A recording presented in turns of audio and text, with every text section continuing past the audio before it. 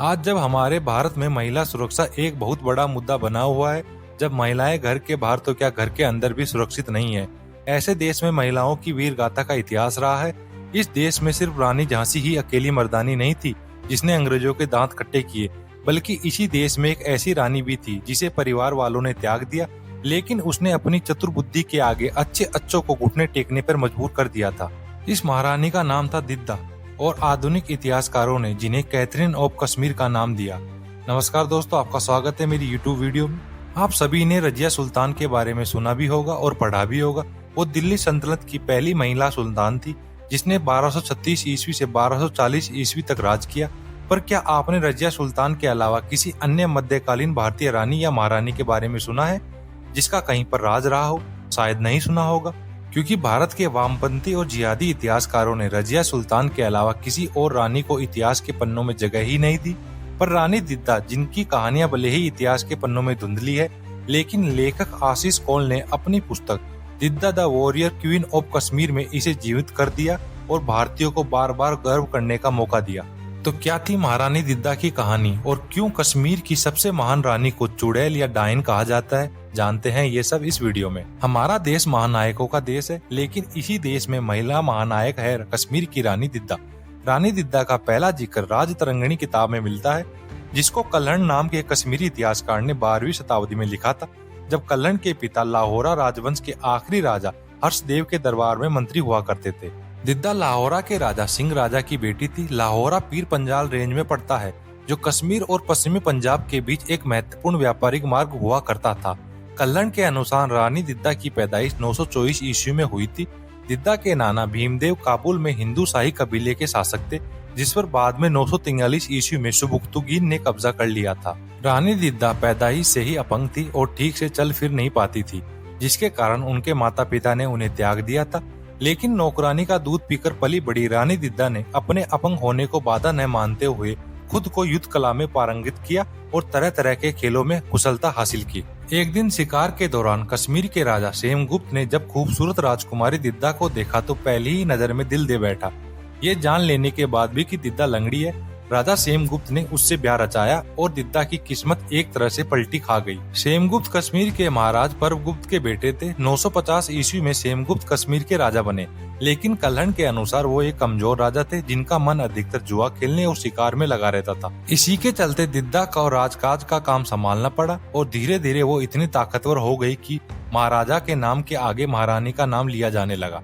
यहाँ तक कि शाही मोहरे और सिक्के भी दिद्दा सेम के नाम से छपने लगे। 958 ईस्वी में शिकार के दौरान सेमगुप्त की मृत्यु होते ही दिद्दा की जिंदगी उस दो राह पर खड़ी थी, जहाँ एक तरफ पति की मृत्यु का दुख और सती हो जाने की परंपरा थी, दूसरी तरफ एक नन्हे राजकुमार अभिमन्यु के राजपाट संभालने लायक होने तक उसके पालन पोषण और शिक्षा की जिम्मेदारी निभाने वाली माँ का दायित्व। लेकिन दिद्दा ने न सिर्फ सती होने से इनकार किया, बल्कि उसने पूरी चालाकी से सेमगुप्त की पहली पत्नी को सती करवा दिया और अपनी शर्तों के बल पर ही राजगद्दी हासिल की और अपने बेटे अभिमन्यु को गद्दी पर बैठाकर राजमाता बन गई और शासन चलाने लगी। लोग इससे खुश हरगिज न थे। स्थानीय सरदारों ने कहा, एक औरत हम पर शासन कैसे कर सकती है, उसका वचन नहीं चल सकता। दिद्दा ने जवाब दिया, मेरा वचन ही मेरा शासन है, और सरदारों का विद्रोह बुरी तरह से कुचल दिया। लेकिन 972 ईस्वी में महाराज अभिमन्यु भी चल बसे, लेकिन दिद्दा का शासन चलता रहा। उन्होंने अपने पोते भीमगुप्त को गद्दी पर बैठाया और राजकाज चलाती रही और 23 वर्षों तक शासन किया। कल्हण के अनुसार रानी दिद्दा के पास तेज दिमाग और बाजी पलटने का हुनर होने के साथ साथ युद्ध लड़ने की बेहतरीन कला भी थी। राजतरंगिणी पुस्तक में लिखा है कि रानी दिद्दा ही भारत में गोरिल्ला युद्ध नीति की जनक थी। तभी तो एक बार उन्होंने 35,000 की सेना की टुकड़ी का मुकाबला अपने 500 सैनिकों की टुकड़ी से किया और मात्र 45 मिनट में ही जंग जीत गई थी। दमार उस समय कश्मीर के ताकतवर जमींदार हुआ करते थे। उन्होंने एक और बार विद्रोह की कोशिश की, लेकिन दिद्दा ने उनकी कमर तोड़ दी। यहाँ तक कि अपने खिलाफ साजिश के आरोप में उन्होंने राज्य के सबसे ताकतवर मंत्री नंदीगुप्त को भी नहीं छोड़ा और उसे भी मरवा डाला। दिद्दा हालांकि इससे एक कदम और आगे गई। कल्हण के अनुसार जब उनके पोतों ने उन्हें राजगद्दी से हटाकर खुद बैठना चाहा तो उन्होंने अपने 3 पोतों को भी मरवा दिया। यानी रानी दिद्दा ने अपनी गद्दी बचाने के लिए वो सभी पैतरे चलाए जो उस वक्त का कोई भी पुरुष शासक चलता था। लेकिन इतिहासकारों ने दिद्दा को महान नहीं कहा, बल्कि उनके नाम के साथ चुड़ैल, डायन और बदचलन जैसे नाम लगाए गए। क्योंकि उनकी दिमागी ताकत के आगे अच्छे अच्छे राजा नतमस्तक रहते थे। जब राजा महाराजा दिद्दा से हार जाते तो अपनी मर्दानगी छुपाने के लिए दिद्दा को चुड़ैल कहना शुरू किया, और वो भी तब जब दिद्दा के राज में कश्मीर ने खूब तरक्की की। फिर भी दिद्दा चुड़ैल रानी के नाम से प्रसिद्ध हुई। उन्होंने अपने बेटे और पति की याद में 64 मंदिरों का निर्माण करवाया। श्रीनगर में उन्होंने एक शिव मंदिर बनवाया जिसका नाम दिद्दा मठ था। आज भी इस जगह को दिद्दा मर के नाम से जाना जाता है। दिद्दा ने 23 सालों तक कश्मीर पर एक छत्र राज किया।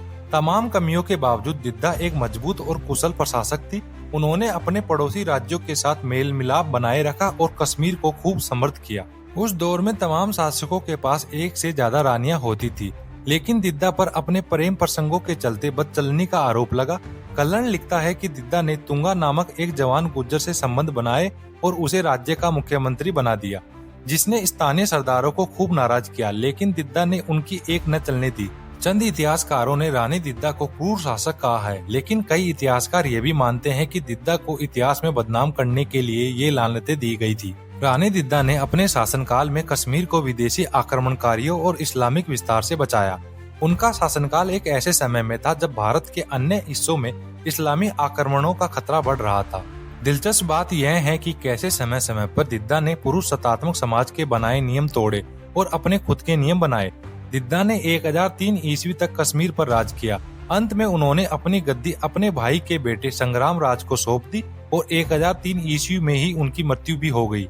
कल्हण दिद्दा के लिए लिखता है कि वो लंगड़ी रानी जिससे किसी को एक कदम पार करने की उम्मीद नहीं थी, उसने तमाम विरोधों को ऐसे लांग डाला जैसे कभी हनुमान जी ने समुद्र लांगा था। इतिहासकार J.M. रब्बानी अपनी पुस्तक प्राचीन कश्मीर एक ऐतिहासिक परिप्रेक्ष्य में लिखते हैं कि दिद्दा आम लोगों में बहुत लोकप्रिय थी और उनकी लोकप्रियता का एक जीवंत प्रमाण यह है कि आज तक कश्मीर के सभी वर्गों और समुदायों में किसी महिलाओं को सम्मान देने के लिए दिद्दा का विश्लेषण की तरह इस्तेमाल किया जाता है। आज तक उत्तर भारत में अधिकतर क्षेत्रों में बड़ी बहन को दीदी कहा जाता है, क्योंकि रानी दिद्दा अपनी प्रजा से वैसे ही प्यार किया करती थी जैसे कोई बड़ी बहन अपने भाइयों से करती है। इसलिए सभी वर्गों और समुदायों में अपने से बड़ी बहनों को दिद्दा कहा जाने लगा और समय के साथ दिद्दा दीदी में बदल गया।